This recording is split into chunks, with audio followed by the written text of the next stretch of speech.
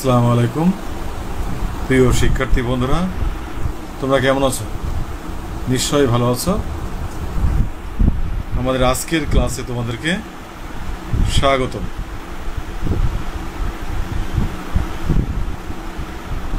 প্রিয় শিক্ষার্থী বন্ধুরা, আমি BM ইউসুফ আলী, প্রভাষক রাষ্ট্রবিজ্ঞান, Kamalapur school and college, Sabujbagh, Dhaka.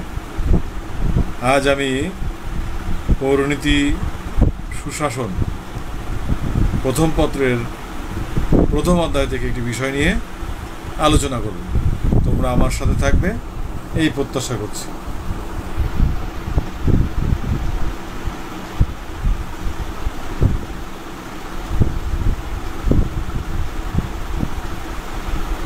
প্রিয় শিক্ষার্থী বন্ধুরা, তোমরা একটি ছবি লক্ষ্য করো স্ক্রিনে, ভালো করে লক্ষ্য করো।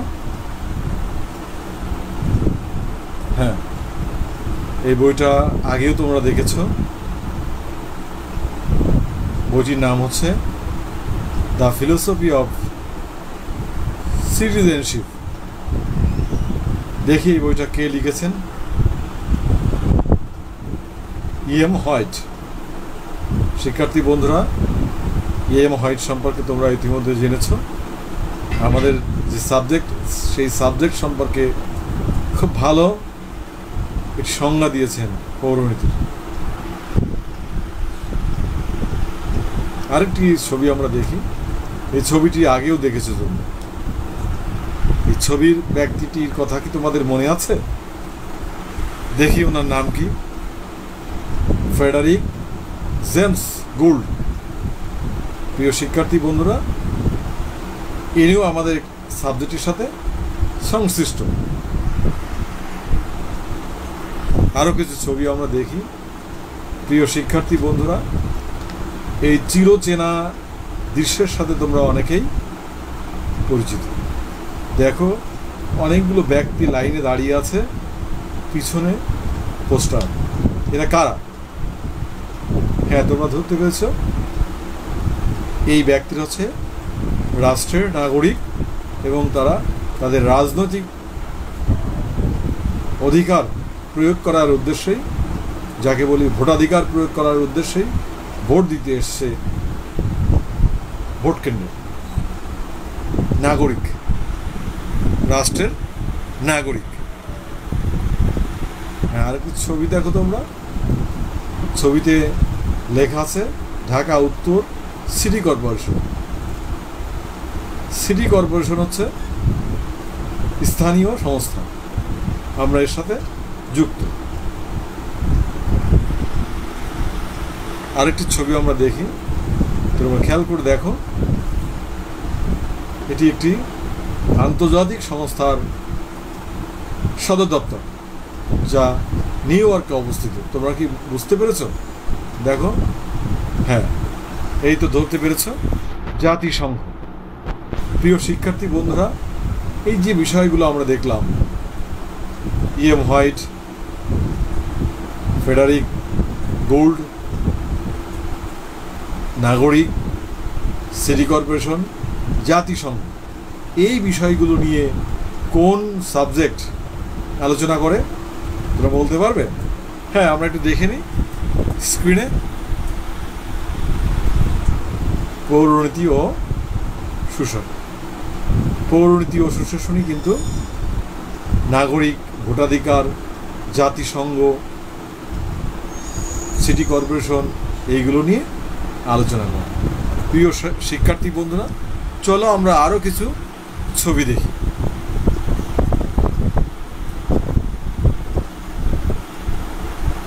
হ্যাঁ, এই ছবিটির দিকে লক্ষ্য করো তো, তোমরা কেউ চিনতে পারো কিনা? উনি হচ্ছেন অ্যাডাম স্মিথ। অ্যাডাম স্মিথের নাম ইতিমধ্যেই তোমরা হয়তো শুনেছ। আরেকটি ছবি আমরা দেখি। ইনিকে এল রবিন্স।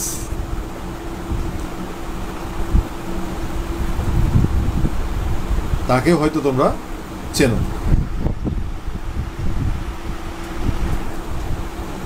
এই ছবিটির দিকে ভালো করে লক্ষ্য করতো, যারা ঢাকায় থাকো তারা এই ছবিটি নিশ্চয় দেখেছ। লেখা আছে বাংলাদেশ ব্যাংক। আরো কিছু ছবি আমরা দেখি। এই ছবিতে দেখছি একটি ইন্স্যুরেন্স কোম্পানির নাম লেখা আছে, রুফালি লাইফ ইন্স্যুরেন্স কোম্পানি লিমিটেড।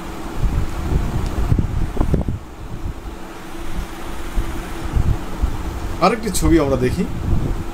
এই ছবিতে দেখছি যে বেচা কেনা হচ্ছে, বাজার কিংবা আমরা বলি ব্যবসা বাণিজ্য। এই যে বিষয়গুলো আমরা দেখলাম, ব্যাংক, বিমা, এল রবিন্স দেখলাম, এরপরে এই বাজার দেখলাম। এই বিষয়গুলো নিয়ে কোন সাবজেক্ট আলোচনা করে তোমরা কি বলতে পারবে? হ্যাঁ, নিশ্চয় ধরতে পেরেছ। দেখি আমরা স্ক্রিনে অর্থনীতি।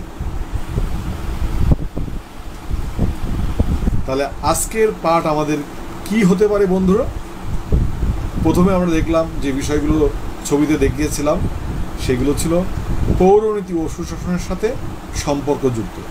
আর পরবর্তী যে ছবিগুলো দেখিয়েছি সেগুলো হচ্ছে অর্থনীতির সাথে সংশ্লিষ্ট।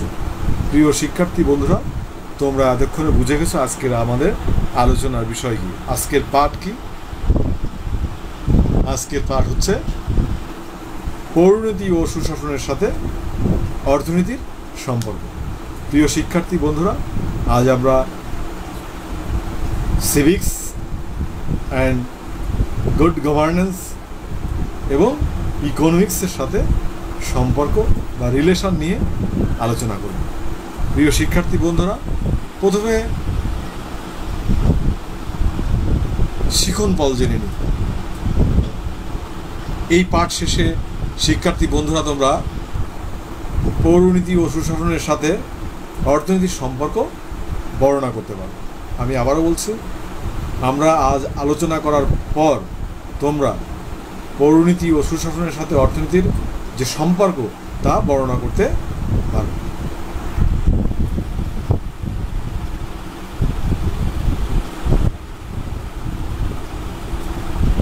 প্রিয় শিক্ষার্থী বন্ধুরা, এখন আমরা জানব পৌরনীতি ও সুশাসনের সাথে অর্থনীতির সম্পর্ক সম্পর্কে।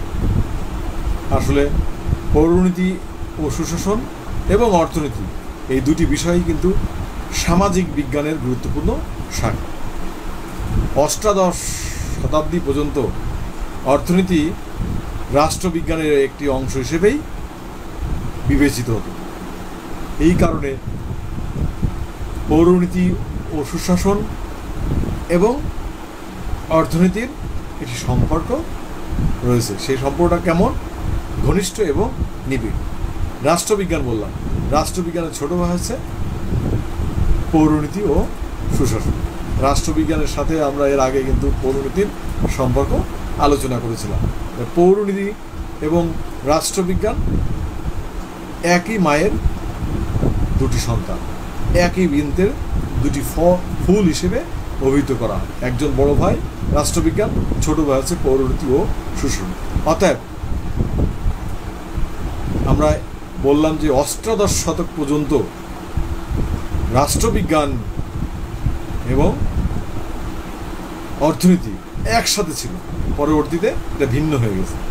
এই কারণে পৌরনীতি ও সুশাসনের সাথে অর্থনীতির একটা সম্পর্ক আছে। এই সম্পর্কটা অত্যন্ত ঘনিষ্ঠ এবং নিবিড়। প্রিয় শিক্ষার্থী বন্ধুরা, আমরা কিন্তু আলোচনার সময় বলেছি সামাজিক বিজ্ঞানের অন্তর্ভুক্ত দুটি স্বতন্ত্র শাখা হচ্ছে পৌরনীতি ও সুশাসন এবং অর্থনীতি। এখন আমাদের অবশ্যই জানতে হবে সামাজিক বিজ্ঞান কি। আমরা একটু সংক্ষেপে জেনে নিই। সামাজিক বিজ্ঞান, তো সামাজিক বিজ্ঞান হচ্ছে জ্ঞানের এমন একটি শাখা যা সমাজ এবং মানবিক আচরণ নিয়ে আলোচনা করে। কি বললাম? সামাজিক বিজ্ঞান হচ্ছে জ্ঞানের এমন একটি শাখা যা সমাজ ও মানবিক আচরণ নিয়ে আলোচনা করে। প্রিয় শিক্ষার্থী বন্ধুরা, সামাজিক বিজ্ঞানের জ্ঞানের একটি বৃহৎ ক্ষেত্র হিসেবে বিবেচনা করা হয়, যার কারণে এর অনেকগুলো শাখা আছে। নৃবিজ্ঞান, অর্থনীতি, রাষ্ট্রবিজ্ঞান, আন্তর্জাতিক সম্পর্ক, ইতিহাস, ভূগোল, এগুলো সামাজিক বিজ্ঞানের অন্তর্ভুক্ত স্বতন্ত্র সাবজেক্ট। এই কারণে আসলে সামাজিক বিজ্ঞানের যে বিষয়গুলো আছে একটার সাথে আরেকটা সম্পর্ক যুক্ত। আমরা যদি সংক্ষেপে বলি, সামাজিক বিজ্ঞানসমূহ সমাজবদ্ধ মানুষ সম্পর্কে অধ্যয়ন করে। সামাজিক বিজ্ঞানের অন্তর্ভুক্ত বিষয় কোনগুলো? নৃবিজ্ঞান, অর্থনীতি, ইতিহাস, রাষ্ট্রবিজ্ঞান, সমাজবিজ্ঞান, মনোবিজ্ঞান, নীতিবিজ্ঞান ইত্যাদি ইত্যাদি। তো আমরা জানলাম সামাজিক বিজ্ঞান কি। তাহলে রাষ্ট্র বা পৌরনীতি ও সুশাসন এবং অর্থনীতি সামাজিক বিজ্ঞানের অন্তর্ভুক্ত দুটি স্বতন্ত্র বিষয় হচ্ছে, সাবজেক্ট হচ্ছে পৌরনীতি ও সুশাসন এবং অর্থনীতি। অতএব এদের সাথে সম্পর্ক আছে। প্রথমে আমরা পৌরনীতি কি এটা একটু জেনে নিই। প্রিয় শিক্ষার্থী বন্ধুরা, এর আগেও কিন্তু আমরা পৌরনীতি কি সেটা আলোচনা করেছিলাম। আজও আমরা একটু সংক্ষেপে জেনে নিই। যে শাস্ত্রে রাষ্ট্রের নাগরিকদের আচার আচরণ কার্যাবলী নিয়ে আলোচনা করা হয় তাকে পৌরনীতি ও সুশাসন বলে। পৌরনীতি নাগরিকের অতীত, বর্তমান, ভবিষ্যৎ, নাগরিকের স্থানীয় রূপ, জাতীয় রূপ এবং আন্তর্জাতিক রূপ নিয়ে আলোচনা করে। একেবারে যে বলতে পারি আমরা যে পৌরনীতি হচ্ছে জ্ঞান বিজ্ঞানের একটি মূল্যবান শাখা। নাগরিকতার সাথে জড়িত সকল বিষয় নিয়ে পৌরনীতি ও সুশাসন আলোচনা করে। তাহলে আমরা জানলাম কি পৌরনীতি ও সুশাসন কাকে বলে। এখন আমরা জানব অর্থনীতি কাকে বলে। ইকোনমিক্স যে শাস্ত্র বা যে বিষয় মানুষের অর্থনৈতিক সমস্যা ও তার সমাধান নিয়ে আলোচনা করে তাকে অর্থনীতি বলে। আসলে অর্থনীতি মানুষের দৈনন্দিন অর্থনৈতিক কার্যাবলী নিয়ে আলোচনা করে। প্রিয় শিক্ষার্থী বন্ধুরা, আমরা প্রথমে জানলাম পৌরনীতি ও সুশাসন কাকে বলে, অর্থনীতি কাকে বলে। এর আগে কিন্তু সামাজিক বিজ্ঞান কাকে বলে সেটাও জেনেছি। এখন আমরা পৌরনীতি ও সুশাসন এবং অর্থনীতির সম্পর্ক নিয়ে আলোচনা করব। পৌরনীতি ও সুশাসনের সাথে অর্থনীতির কী মিল আছে বা সম্পর্ক আছে, সাদৃশ্য আছে, সেটা প্রথমে আমরা আলোচনা করব। এরপরে আমরা বৈসাদৃশ্য বা অমিল নিয়ে আলোচনা করব। প্রথমে আমরা আলোচনা করব সম্পর্ক বা মিল। অভিন্ন লক্ষ্য।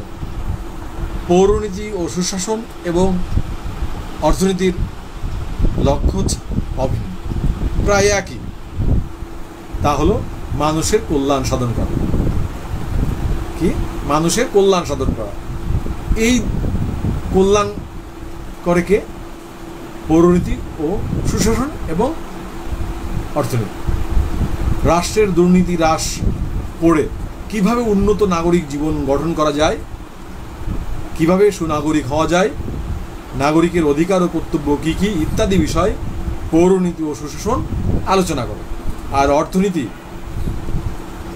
অসীম অভাবের মাঝে সীমিত সম্পদকে কাজে লাগিয়ে কিভাবে দ্রুত নাগরিকদের বা নাগরিকের অর্থনৈতিক উন্নয়ন সাধন করা যায় তা শিক্ষা দেয়। আমাদের সম্পদ সীমিত, এই সীমিত সম্পদ দিয়ে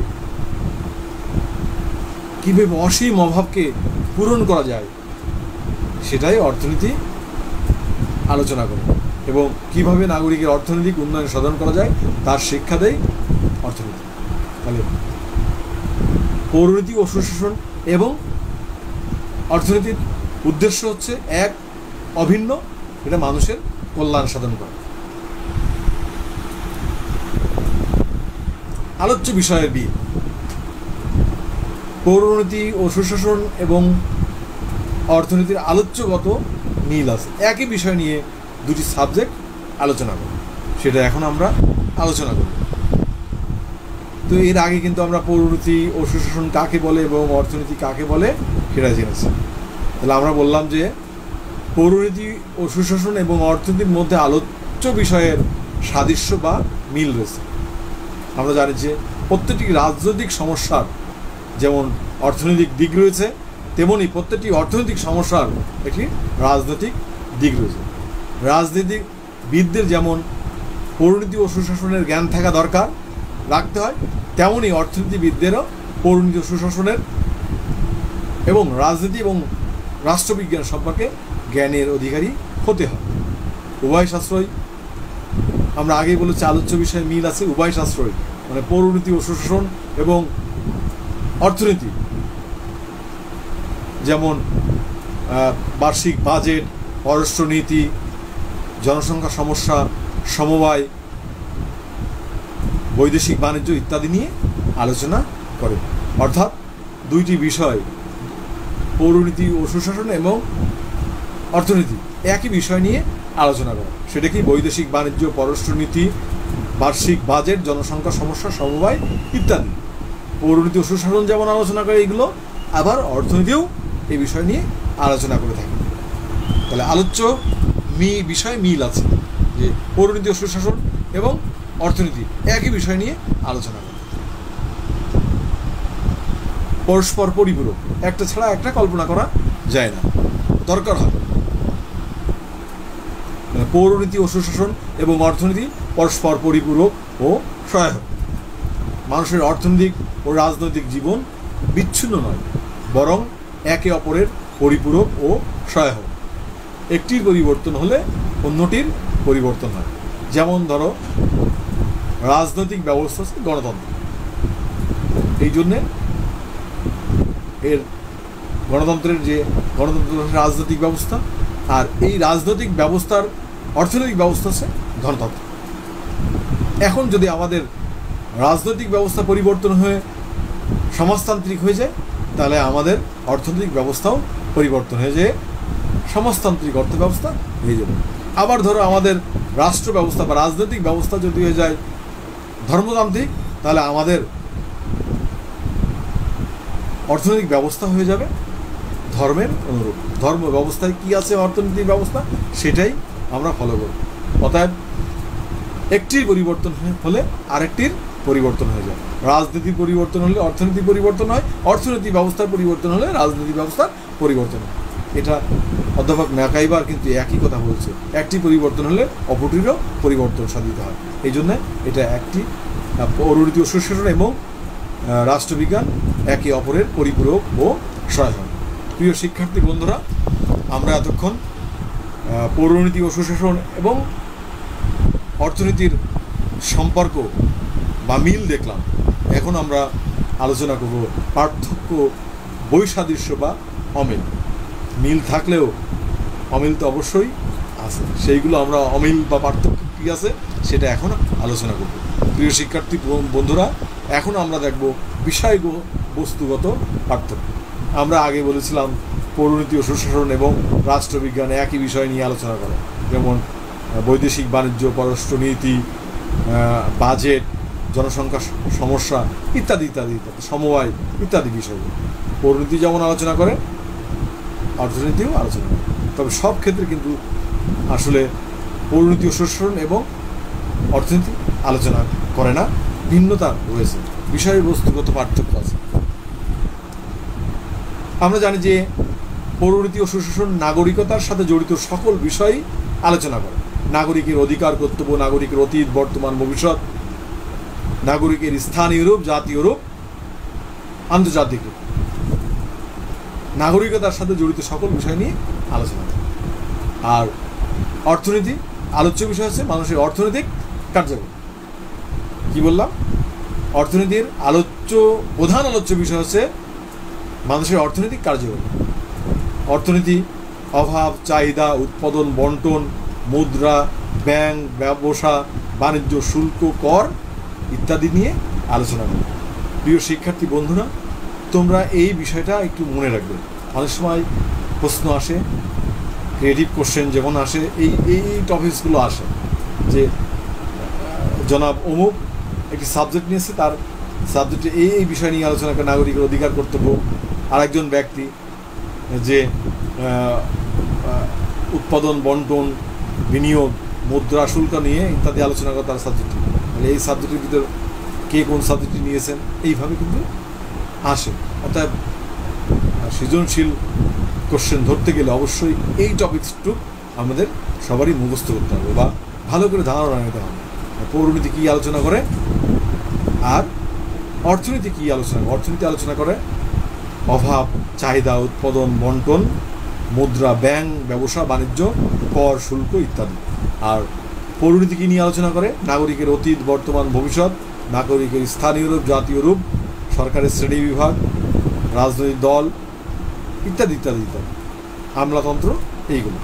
তো এই বিষয়টা কিন্তু মনে রাখতে হবে। তাহলে বিষয় বস্তুগত পার্থক্য আছে কার সাথে? পৌরনীতি ও সুশাসনের সাথে অর্থনীতি। 2 নম্বর, গুরুত্বর ক্ষেত্রে পার্থক্য। পৌরনীতি ও সুশাসন কোন বিষয়ের উপর গুরুত্ব দেয় আর অর্থনীতি কোন বিষয়ের উপর গুরুত্ব দেয় সেটা আমরা এখন আলোচনা করব। প্রিয় শিক্ষার্থী বন্ধুরা,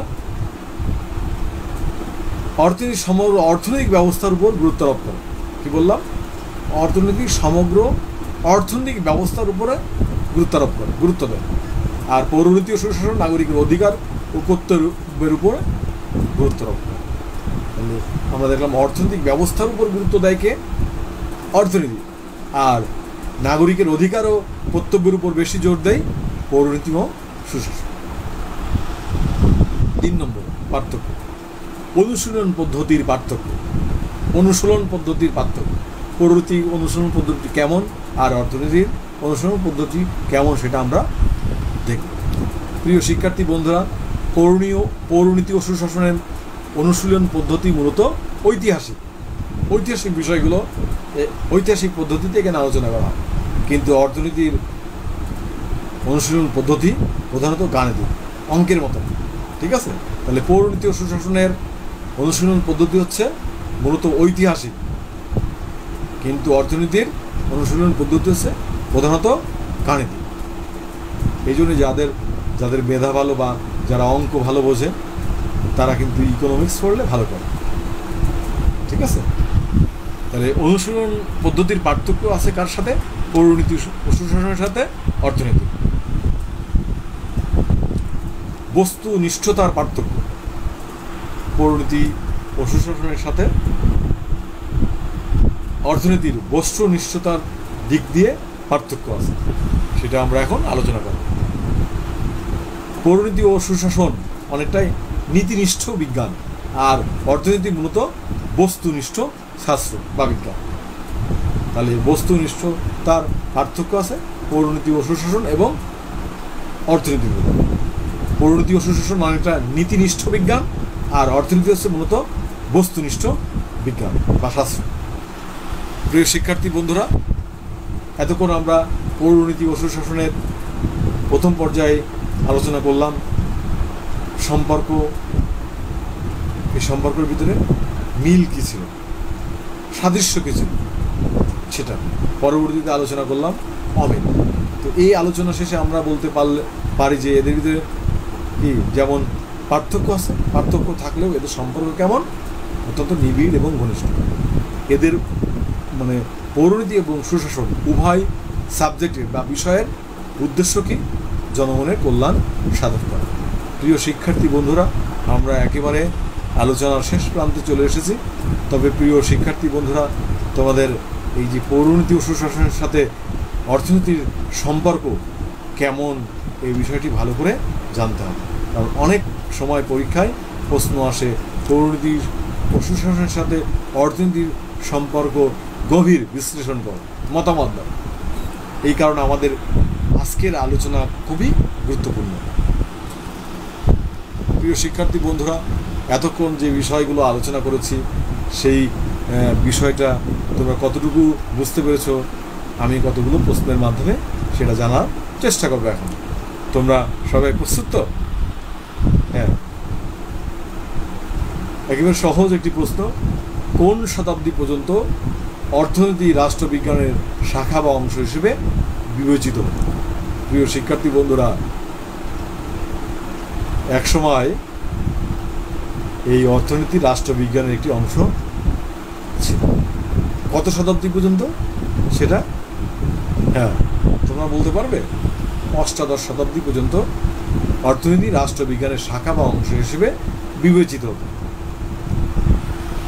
2 নম্বর কোশ্চেন, সামাজিক বিজ্ঞান কি? এটা সামাজিক বিজ্ঞান হচ্ছে জ্ঞানের এমন একটি শাখা যা সমাজ এবং মানবিক আচরণ নিয়ে আলোচনা করে। আমি আবার বলছি, সামাজিক বিজ্ঞান হচ্ছে জ্ঞানের এমন একটি শাখা যা সমাজ ও মানবিক আচরণ নিয়ে আলোচনা করে। সমাজ এবং মানবিক আচরণ নিয়ে আলোচনা করে সামাজিক বিজ্ঞান।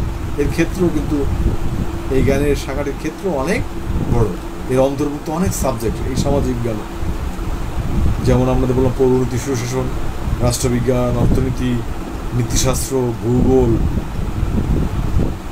অর্থনীতি, আন্তর্জাতিক সম্পর্ক, ইতিহাস, এগুলো সবই সামাজিক বিজ্ঞানের অন্তর্ভুক্ত। 3 নম্বর কোশ্চেন, পৌরনীতি ও সুশাসন কি? এর উত্তর বিভিন্নভাবে আমরা দিতে পারি। পৌরনীতিটি সামাজিক বিজ্ঞান। আবার বলতে পারে যে শাস্ত্র নাগরিকের অধিকার ও কর্তব্য নিয়ে আলোচনা করে, নাগরিকের অতীত বর্তমান নিয়ে আলোচনা করে, নাগরিকের স্থানীয় জাতীয় আন্তর্জাতিক রূপ নিয়ে আলোচনা করে, তাকে পৌরনীতি। পৌরনীতিকে সামাজিক বিজ্ঞান হিসেবেও আমরা আখ্যায়িত করি। পৌরনীতি একটি সামাজিক বিজ্ঞান, একথা লিখলেও চলে।